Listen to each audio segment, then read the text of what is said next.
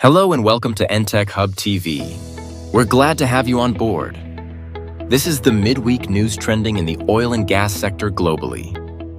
Starting in Nigeria, the Nigerian Upstream Petroleum Regulatory Commission has enforced the drill or drop rule, requiring oil companies to either develop their oil blocks or give them up, in a move aimed at boosting production.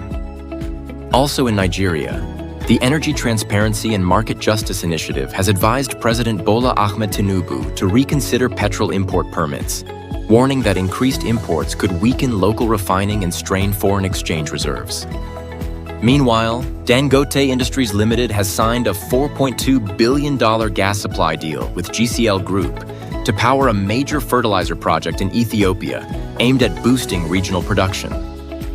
On the international scene, rising tensions between the United States, Israel, and Iran have left several vessels stranded near the Strait of Hormuz, a key route for global oil and gas supply.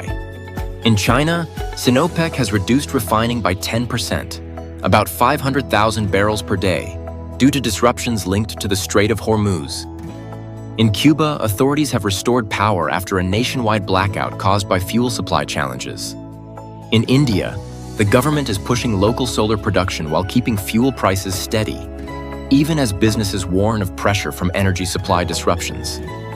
Finally, Iraq has resumed crude exports from Kirkuk after reaching an agreement with regional authorities, with revenues to be returned to the federal government. That wraps up the midweek oil and gas update. Don't forget to subscribe, turn on post notifications, and share your thoughts in the comments. Thank you, and join us on Friday for the weekend news update.